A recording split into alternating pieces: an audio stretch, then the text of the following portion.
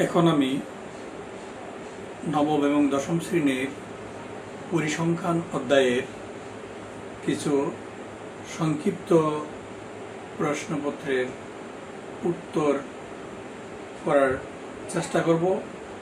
আপনারা মনোযোগ সহকারে ভিডিওটি দেখলে উপকারে আসবে। এক নম্বর যে প্রশ্নটি বলেছে, উপাত্তের সর্বোচ্চ মান 97, পরিসর 48 হলে সর্বনিম্ন মান কত? এখানে বলেছে পরিসর 48। আমরা সবাই জানি পরিসর সমান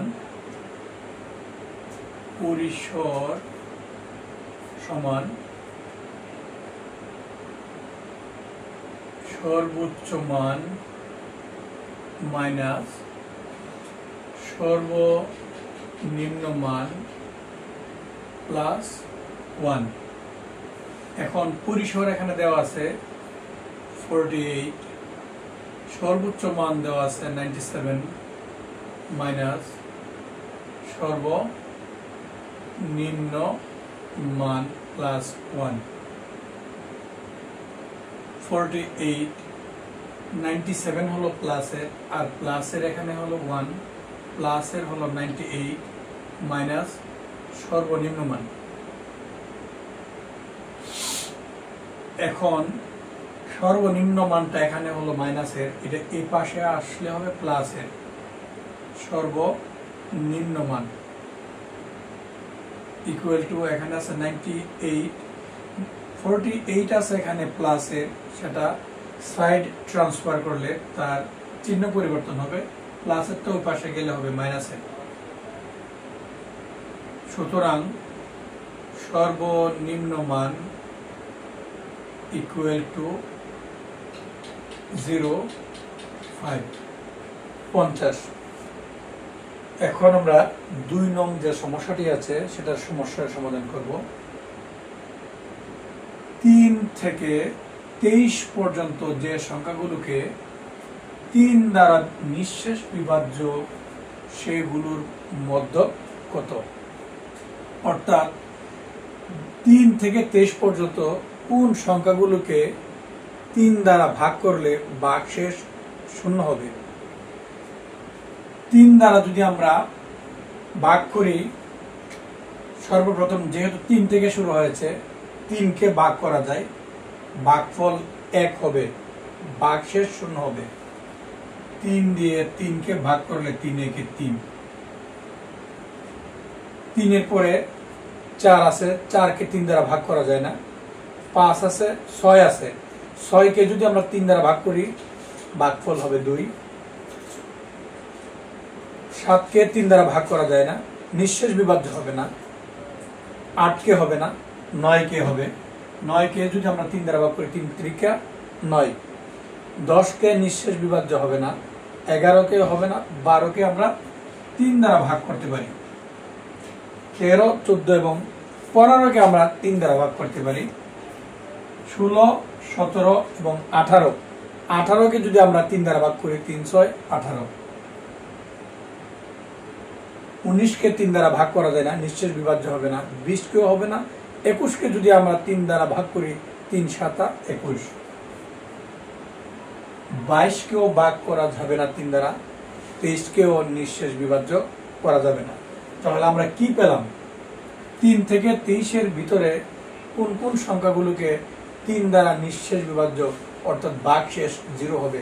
সেই সংখ্যাগুলো হলো 3, 6, 9, 12, 15, 18 এবং 21। তথ্যগুলোকে যখন আমরা মধ্যক নির্ণয় করতে যাব, এইরকম তথ্য যখন দেওয়া থাকবে, সেগুলোকে আগে ছোট থেকে বড় সাজিয়ে নিতে হবে। অলরেডি আমাদের এটা সাজানো আছে। তারপর আমাদেরকে দেখতে হবে তথ্য উপাত্তের সংখ্যা জোড় না বিজোড়। 1, 2, 3, 4, 5, 6, 7। 7টি এখানে তথ্য আছে। 7 হলো বিজোড় সংখ্যা।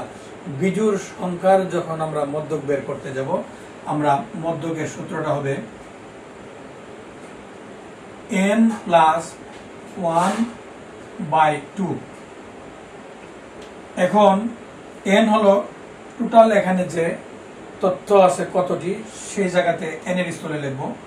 তথ্য আছে এখানে 7টি, আমরা এখানে 7 লিখব, প্লাস 1 2 7 তারিখে 8 2 দ্বারা ভাগ করলে 4তম যে পদটি আছে এই পদটি হলো মধ্যক। 4তম যে পদটি থাকবে সেই পদের 4 নম্বর পদের মানটি হবে মধ্যক।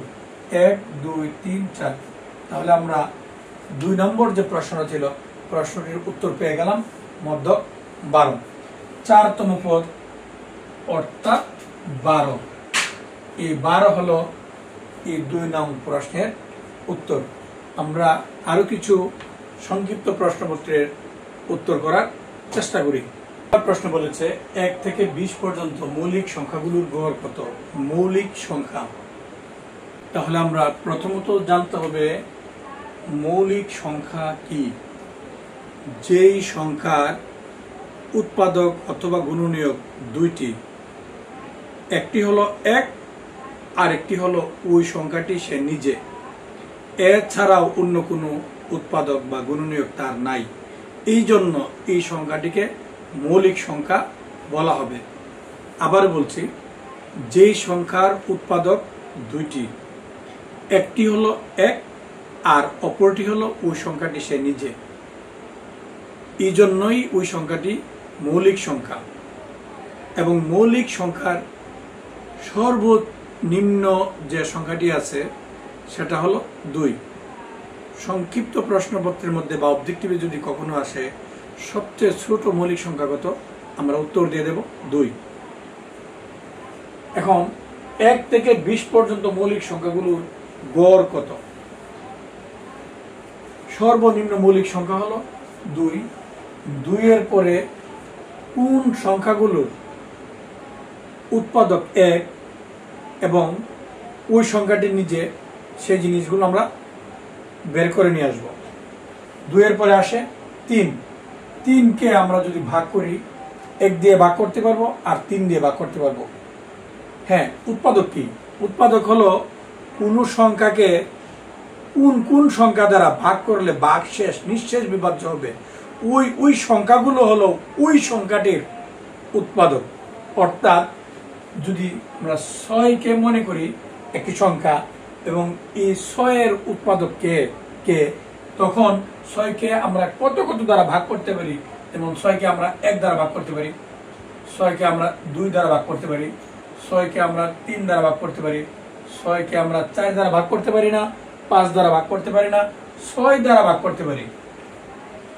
4 দ্বারা এবং 5 দ্বারা ভাগ করলে ভাগশেষ পূর্ণ নিঃশেষ বিভাজ্য হবে না, এই জন্য 4 এবং 5-এর যাবে না। অর্থাৎ এই 6কে আমরা 1 দ্বারা ভাগ করতে পারি, 2 দ্বারা ভাগ করতে পারি, 3 দ্বারা ভাগ করতে পারি, 6 দ্বারা ভাগ করতে পারি। তাহলে এই 6-এর গুণনীয়ককে 1 2 3 এবং 6, অর্থাৎ 6-এর উৎপাদক হলো 1 2 3 এবং 6। তাহলে কথাটুকু বুঝাইতে পেরেছি উৎপাদক কি। অর্থাৎ উৎপাদকের অপর নাম, পরীক্ষাতে যদি কোনো সময় অবজেক্টিভ আসে উৎপাদকের অপর নাম কি, গুণনীয়ক বা গুণনীয়কের অপর নাম কি, আমরা লিখব উৎপাদক। 1 থেকে 20 পর্যন্ত মৌলিক সংখ্যাগুলোর গড় কত? তাহলে সর্বকনিষ্ঠ মৌলিক সংখ্যা হলো 2। 2 এর পরে 3, 3 এর পরে 4কে 1 দ্বারা ভাগ করা যায়, 2 দ্বারা ভাগ করা যায়, 4 দ্বারা ভাগ করা যায় 4 বার। 5কে শুধু আমরা 1 দ্বারা এবং 5 দ্বারা ভাগ করতে পারি। 6কে এই সংখ্যাগুলো দ্বারা ভাগ করা যায়, তাহলে 6 মৌলিক সংখ্যা না। 7কে 1 দ্বারা এবং 7 দ্বারা ভাগ করা যায়। 8কে 2 দ্বারা করা যায়, 1 দ্বারা করা যায়, 4 দ্বারা করা যায়, 8 দ্বারা করা যায়, 8 হবে না। 9কে 1 দ্বারা করা যায়, 3 দ্বারা করা যায় এবং 9 দ্বারা করা যায়, 9 হবে না। 10ও হবে না। 11, 11কে আমরা ভাগ করতে পারি 1 দ্বারা এবং 11 দ্বারা। 12কে 1 দিয়ে, 2 দিয়ে, 3 দিয়ে, 4 দিয়ে, 12 দিয়ে ভাগ করা যায়, হবে না। 13কে আমরা 1 দ্বারা এবং 13 দ্বারা ভাগ করতে পারি। আমরা যেতে হবে 20 পর্যন্ত। 13 পরে 14কে 7 দ্বারা ভাগ করা যায়, 2 দ্বারা ভাগ করা যায়, 14 দ্বারা ভাগ করা যায়, 14 হবে না। 15কে 3 দ্বারা ভাগ করা যায়, 5 দ্বারা ভাগ করা যায়, 15 দ্বারা ভাগ করা যায়, হবে না।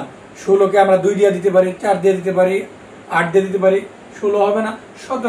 17কে আমরা 1 দ্বারা ভাগ করতে পারি এবং 17 দ্বারা ভাগ করতে পারি। 18কে 3 দ্বারা করতে পারি, 6 দ্বারা করতে পারি, 9 দ্বারা করতে পারি, 18 দ্বারা করতে পারি বা 19কে আমরা 1 দ্বারা এবং 19 দ্বারা ভাগ করতে পারি।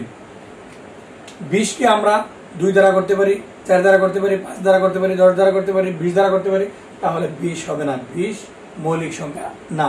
তাহলে 1 থেকে 20 পর্যন্ত মৌলিক সংখ্যা আমরা পেয়ে গেলাম 2, 3, 5, 7, 11, 13, 17 এবং 19।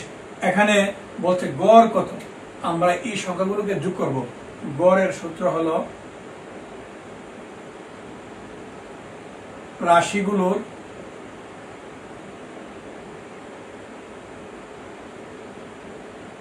যোগফল বা সমষ্টি, নিচে হবে রাশির সংখ্যা। রাশির সংখ্যা, এখানে রাশির সংখ্যা 1, 2, 3, 4, 5, 6, 7, 8, আমরা এখানে লিখবো 8। এই সবগুলো সংখ্যাকে যোগ করলে তার ফল বের হবে 77। এই 77কে যখন আমরা 8 দ্বারা ভাগ করব, 77 ভাগ 8, 9.63 হবে তার ফল। অর্থাৎ 1 থেকে 20 পর্যন্ত মৌলিক সংখ্যাগুলোর গড় হবে 9.63। মাইনাসের 5 থেকে 5 পর্যন্ত পূর্ণ সংখ্যাগুলোর মধ্যে কত? মাইনাসের 5 থেকে 5 পর্যন্ত পূর্ণ সংখ্যা।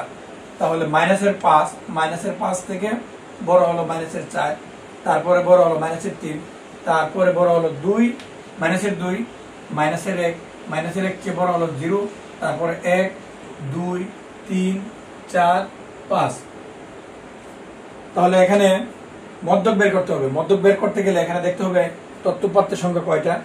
1, 2, 3, 4, 5, 6, 7, 8, 9, 10, 11। 11 মানে বিজোড় সংখ্যা। তাহলে আমরা মধ্যক বের করতে গেলে এখানে লিখব বিজোড় সংখ্যা যেহেতু n+1/2 তম পদের মান।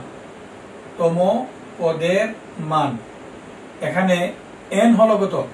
n হলো 1, 2, 3, 4, 5, 6, 7, 8, 9, 10, 11। আমরা এখানে লিখবো 11 + 1, 2। 11কে 12কে 2 দ্বারা ভাগ করলে 6 তম পদের মান হলো মধ্য। 6 তম পদের মান হলো মধ্য। 1, 2, 3, 4, 5, 6। তাহলে 0 পেয়ে গেলাম মধ্য।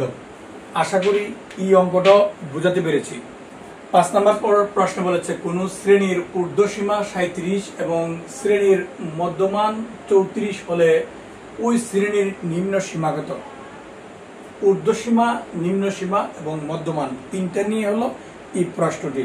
সেই ক্ষেত্রে আমরা যখন শ্রেণীর মধ্যমান বের করি, শ্রেণীর মধ্যমান যখন আমরা বের করি, আমরা লিখি ওই শ্রেণীর উচ্চ সীমা প্লাস নিম্ন সীমা ডিভাইডেড 2। এখন এই সূত্রটার মধ্যে আমরা মান বসিয়ে দিলেই যাহা চেয়েছে তার মান বের হয়ে আসবে। শ্রেণীর মধ্যমান হলো 34, শ্রেণীর মধ্যমান আমরা এখানে 34 লিখব। উচ্চ সীমা অর্থাৎ ঊর্ধ্ব সীমা 37 প্লাস নিম্ন সীমা ডিভাইডেড 2। এখন 34 নিচে মনে মনে 1 আছে, 1 দ্বারা এটাকে গুণ করলে 37 প্লাস নিম্ন সীমা, আর 34কে 2 দ্বারা গুণ করলে 4 দুগুণে 8, 3 দুগুণে 6, 68। এখন নিম্ন সীমা যদি আমরা বের করতে চাই তাহলে 68 37 আছে প্লাসের পাশে গেলে হবে মাইনাসের। 7, 8, 1, 3, 6, 31। তাহলে এই প্রশ্নের উত্তর বের হয়ে গেল 31 হলো তার নিম্ন সীমা আর উচ্চ সীমা ছিল কত? 37। আশা করি এই সমস্যাটিও বোঝাতে পেরেছি।